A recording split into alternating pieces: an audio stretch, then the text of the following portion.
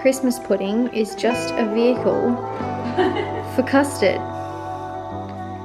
That's the only reason we have it. Ooh, Christmas movie time. Come on.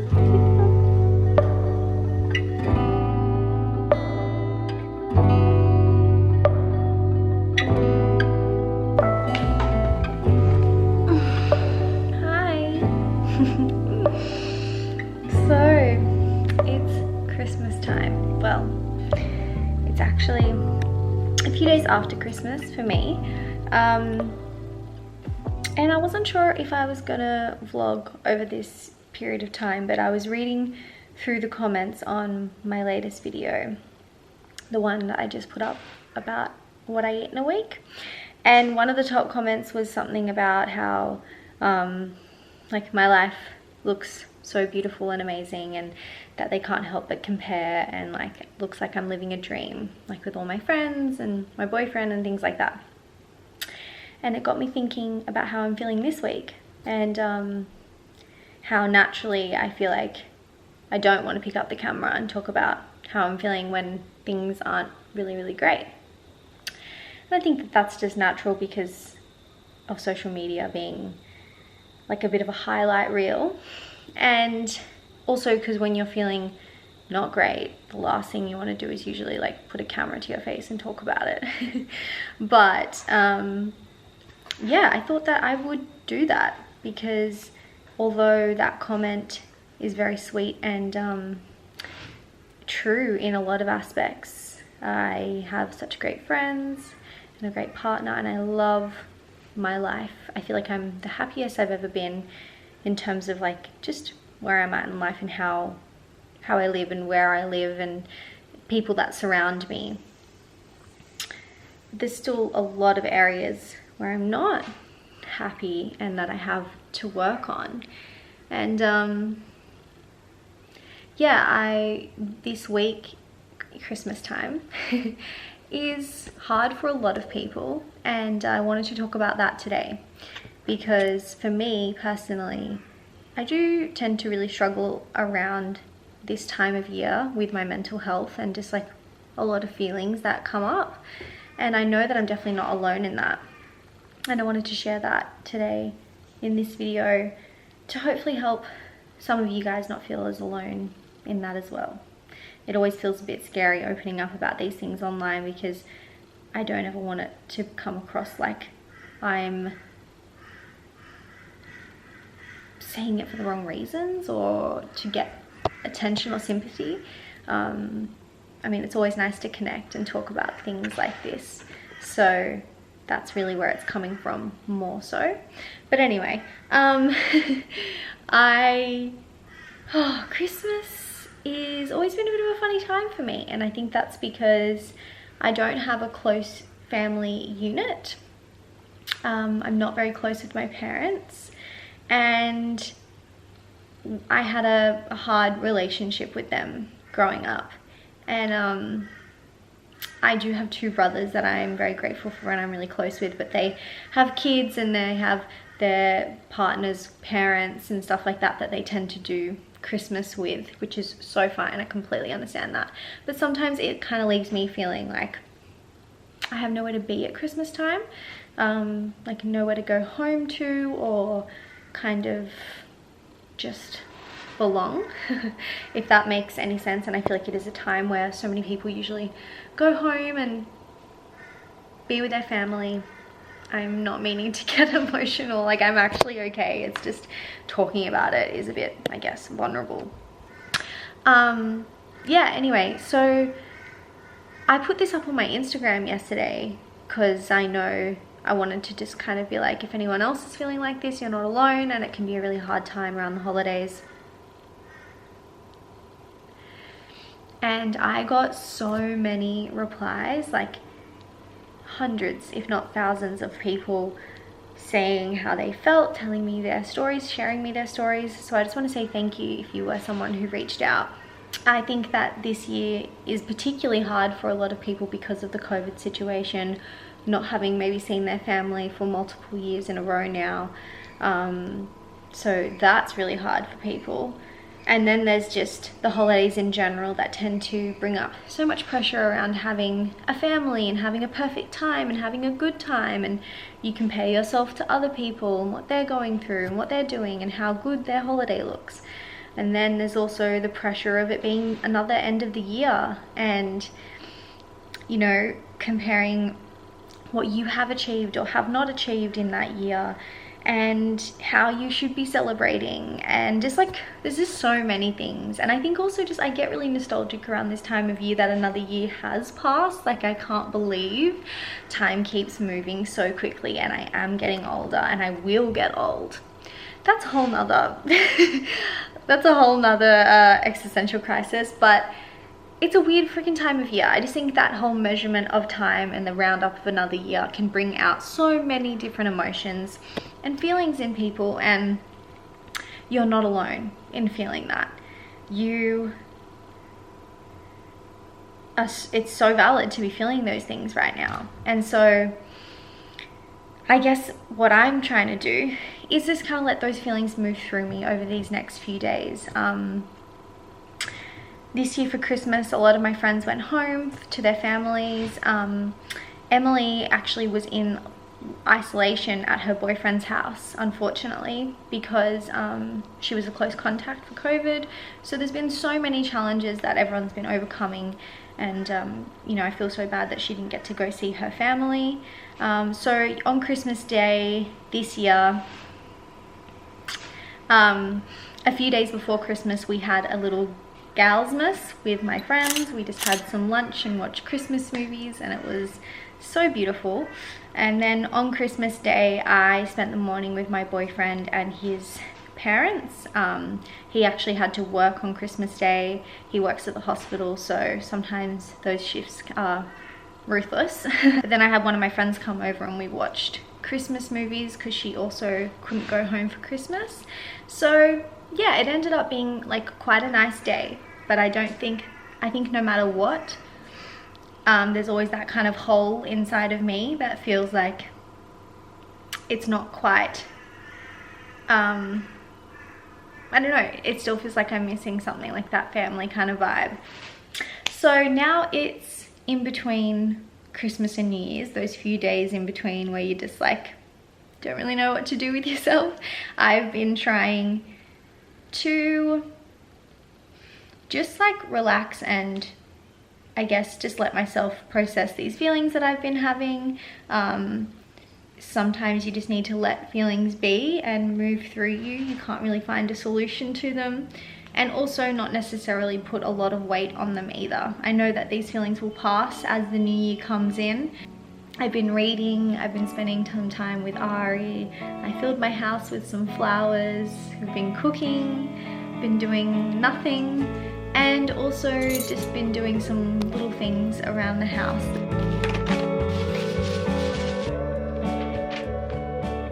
For a while now, I've been wanting to put a shelf in my bathroom right here because there's not enough space for my stuff in my bathroom, and yeah, I think a shelf would be quite helpful, so that's what we're doing today. I just wanna be the man, so choose me. I make you sway, I'll twirl you twice. I'll do the move that makes you smile. I just wanna take your hand and show you.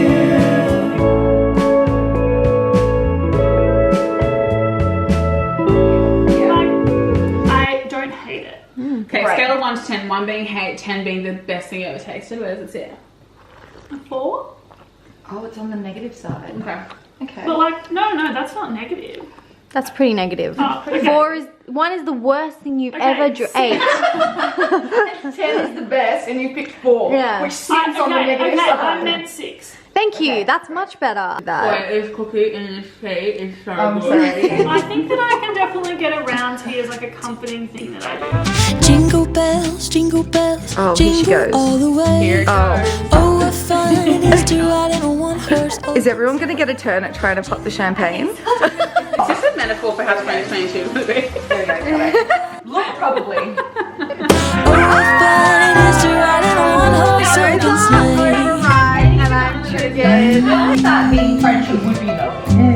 Dashing through the snow in a one-horse open sleigh. O'er the fields we go, laughing all the way. Bells on bobtails ring, making spirits bright. What fun it is to ride and sing a sleighing song tonight. Oh, jingle bells, jingle all the way.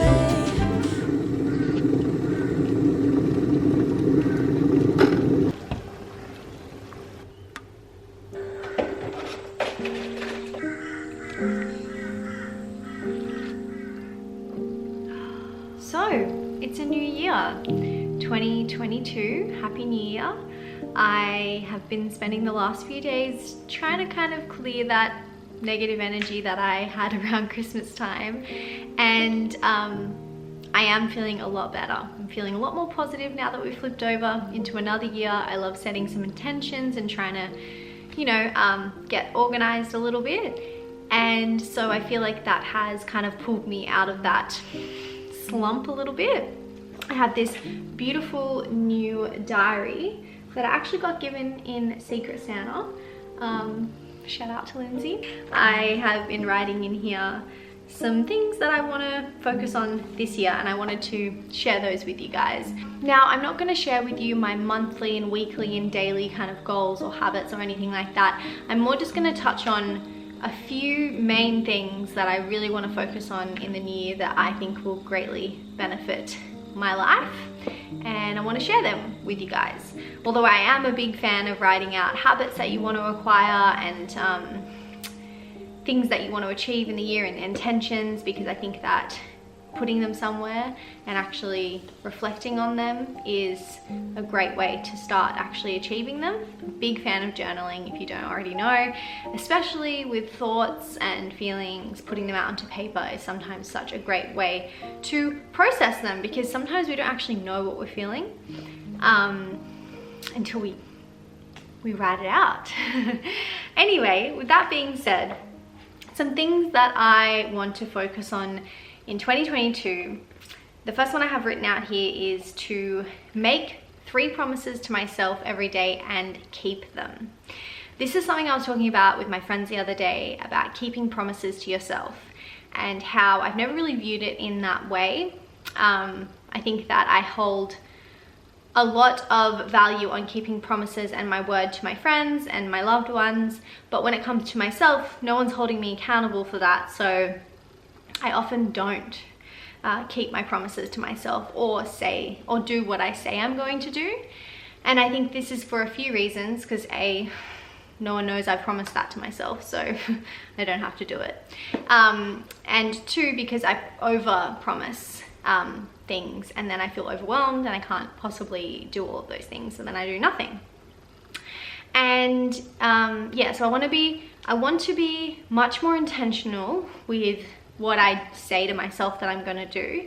And if I do say that to myself, then keep my promises. And obviously there's going to be exceptions, and you need to, you know, be easy on yourself as well sometimes. But I really feel like this is something that would benefit me greatly, and just really taking my word to myself a little bit more seriously, and actually sticking to it. And you know, this could start off by being small things, like I'm gonna wake up in the morning and drink a glass of water. And if you keep that promise, it kind of gives you that sense of achievement, and it builds trust with yourself. And I think this year I really want to work on building that trust with myself, and also just building a stronger sense of self and self-identity. And kind of on that same topic as well, of like keeping promises to yourself, I also want to watch how I'm talking to myself, my internal dialogue, what I'm saying, whether I'm comparing myself to others, and just how I'm talking to myself. Because that's something that my therapist actually brought up with me, is that self-compassion is such an important part of regulating your emotions, and also keeping yourself in a calm and happy state and mood. If you are being harsh to yourself and you have no self-compassion, then you're much more likely to be in fight or flight response, or to take that out on other people and just not be very pleasant. So the key starts with having self-compassion, and then you can also extend that to other people as well.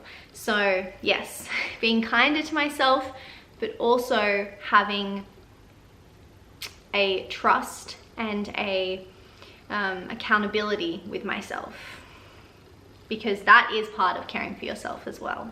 The next one is a quote that I got from a TED Talk. This TED Talk, I'll put it on the screen, made such an impact on me and how I view relationships, not just romantically, but also in friendships as well. And yeah, it really blew my mind a little bit. Just everything he says in this TED Talk is phenomenal. But the quote is, "To love someone is to apply charity and generosity of interpretation."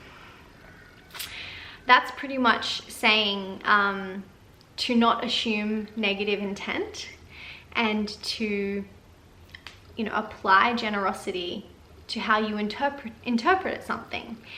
People are people. They're going to be complex mixtures of good and bad, and they're not always going to live up to your expectations. That's something that I have really struggled with in romantic and in friendships. People not living up to expectations, or treating me how I deem that I should be treated or would treat them. I'm very sensitive Cancerian, which can be, you know, frustrating at times. I don't want to feel hurt by things all the time. So yeah, this was a really powerful talk, because it talks a lot about that, and just how to interpret other people's reactions sometimes, or their behaviors. And to love someone is to apply generosity to that. I just really like that. I think that often when we're in relationships and in friendships, we think about how we're going to be loved rather than thinking about how to love. And this year I really want to apply that to my life a little bit more, and my relationships. And I also just want to try and meet things with love a little more, and not be as reactive and emotional about things. Don't get me wrong, I like that I have a very strong emotional side. I think that that's why I am the person that I am, and why I share these vulnerable things with you guys on here. But it definitely can be a disservice to me sometimes. And I think that because of that, I sometimes also have an idealized view of love and relationships. And I've been learning a lot about that as I've been in a relationship now for just over a year, which is crazy. Time flies so quickly, and I'm in a relationship where the space is created for us to work through things, and work through conflict, and grow together and learn together. And I think that that's really important, because me and my partner we're actually very different people, which I really like in a lot of ways, because I think that he pushes me and makes me grow in ways that I would never normally, and vice versa. Yeah, but sometimes there's also challenges with that as well. And so that quote really helped me a lot. And with my friendships as well, some of my best friends are actually really different from me as well, in how we feel emotions or how we view things. What I want to focus on this year, and what I have really been learning, is that it's okay to have some things for myself. It's okay to self-soothe and feel an emotion that maybe only I understand, and that's okay. And to kind of sit in that, in being alone a little bit more, but being okay with that. And also just, I think, like I said before, just having that stronger sense of self and self-identity, and just kind of coming back to myself a little bit more.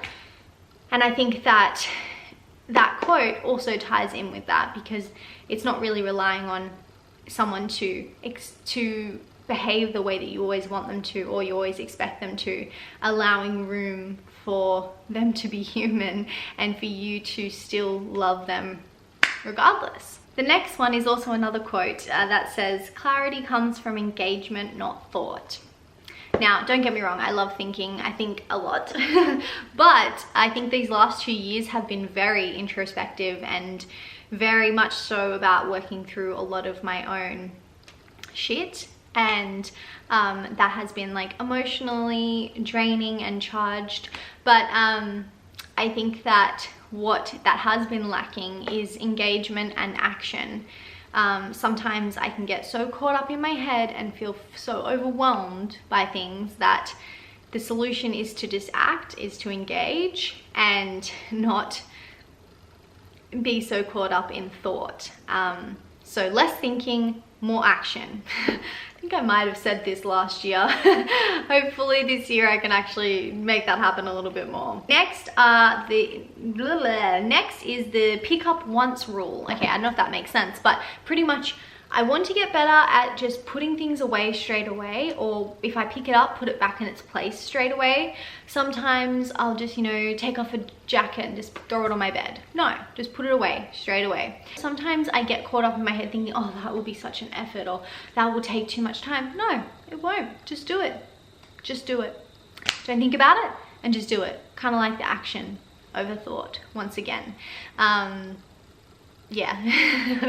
It's like, have you guys seen that TikTok where the girl's like, should I wash my hair now, or I'm gonna go for a walk, or I'm gonna go for a workout, or then should I wash it after my workout, but then I don't want my hair to be wet before I go to bed. Like, small decisions, but sometimes you can get so caught up in thinking about them for so long. Yeah, that's a perfect example of my overthinking kind of process about really, really small things that shouldn't require that much thought, but I think that we all can relate to that sometimes. So that's pretty much the main things I wanted to share with you guys. I also have a lot of work goals. I